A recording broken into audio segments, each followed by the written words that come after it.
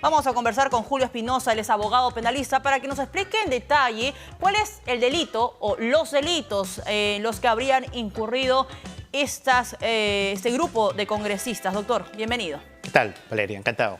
A ver, en principio, doctor, ¿solamente estamos hablando de concusión o es que de repente se puede agregar a esta situación bastante compleja y vergonzosa, además, otro tipo de delitos? A ver, lo elemental, conforme a las denuncias anteriores y algunos precedentes que se han generado a nivel de la Fiscalía, que se encuentran en investigación preliminar, es el delito de concursión que está regulado en el artículo 388 del Código Penal y que fija un marco de pena que va entre los 2 y 8 años de pena privativa de libertad. El delito de concursión lo comete el funcionario público que, abusando de su cargo, obliga o induce a un tercero o a un trabajador dependiente de manera directa a disponer de un beneficio patrimonial en beneficio del funcionario o inclusive de una tercera persona.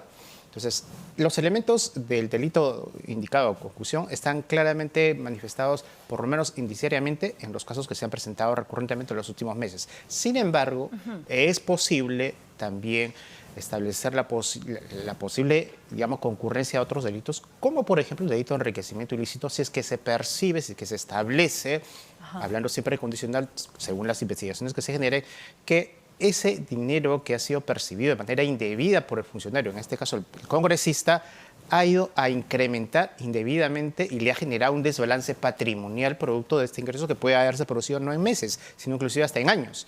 Entonces, este es otro escenario posible dentro de los que puede haber inclusive un tercer delito como delito contra la fe pública, si es que para realizar esta acción se han falsificado información, se han adulterado documentos, como por ejemplo contratar a alguien que en realidad no está realizando una labor efectiva. Ahora, esto quiere decir, doctor, un poco para atenderlo y ponerlo en términos un poco más sencillos, es el hilo de lo que podría ser, digamos, un comportamiento hasta sistemático, porque estamos hablando hasta de 5 congresistas de distintas bancadas. Lo que pasa es que es una constante y un grave problema en el Congreso, no de ahora, sino de hace bastante tiempo. Claro. ¿No? Yo quiero recordar, y es bueno siempre tenerlo presente, que estos 5 casos de los últimos meses no son los únicos. Ni nuevos. A ver. Creo que es fundamental tener presente y recordar a la memoria el caso del congresista Urtecho, que 2010. Hacia el año 2010 y 2013 afrontó denuncias por este tipo de prácticas. Entiendo, en sus 2 periodos congresales fue destituido del Congreso, inhabilitado para la función pública y sometido a un proceso penal.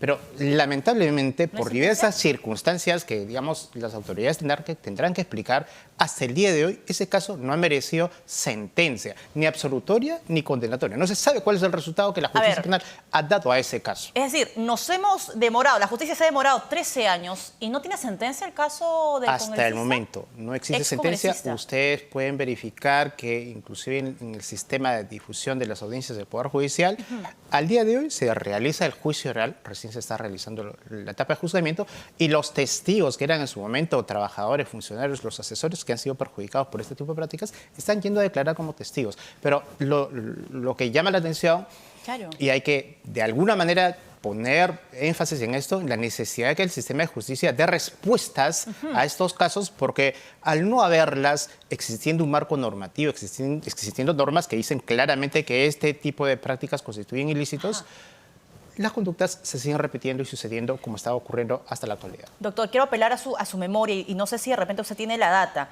¿Cuántos congresistas en los últimos 15 años han incurrido en una situación como esta, en un delito como este?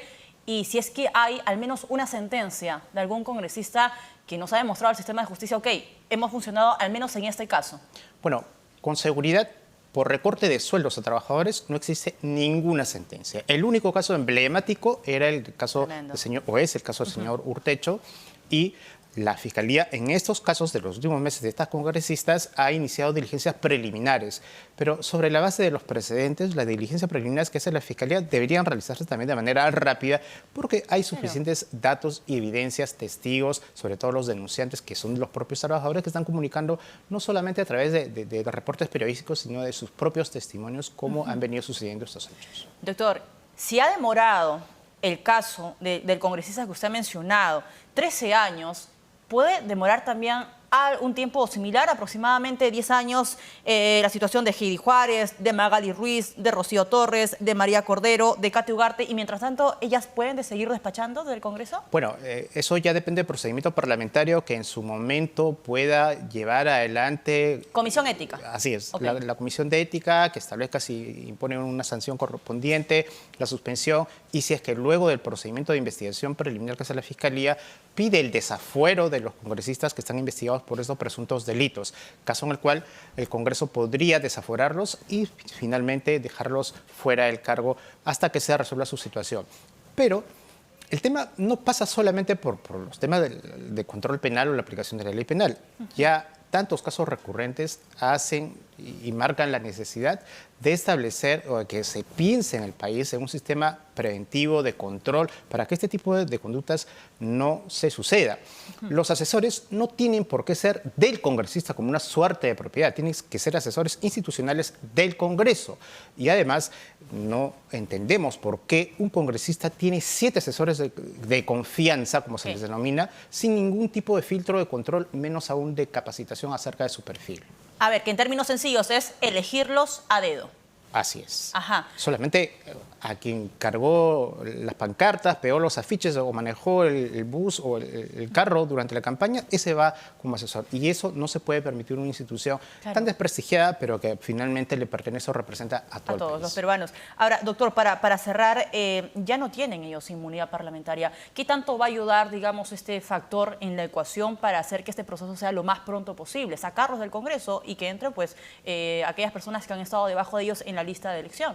Sí, claro. Tiene que haber previamente una acusación constitucional, o sea, mejor yo, la denuncia que hace la Fiscalía producto de esta investigación que entendemos se debe hacer también de manera más o menos célere. Una vez que eso suceda, el Congreso, siguiendo el procedimiento correspondiente, podrá levantarles el fuero e iniciar el proceso correspondiente. Pero ahí no termina el caso, ahí no termina el tema. De lo que se trata no solamente es de sancionar, insisto, sino también de establecer los mecanismos para prevenir o evitar ese tipo de conductas. Y establecer estos precedentes que tanta falta nos hace, porque parece que no hay sanciones o no llegan o llegan tarde, como el caso que usted ha mencionado. Doctor, muchas gracias por acompañarnos. Encantado. Julio Espinosa, abogado penalista, estuvo con nosotros. Pausa.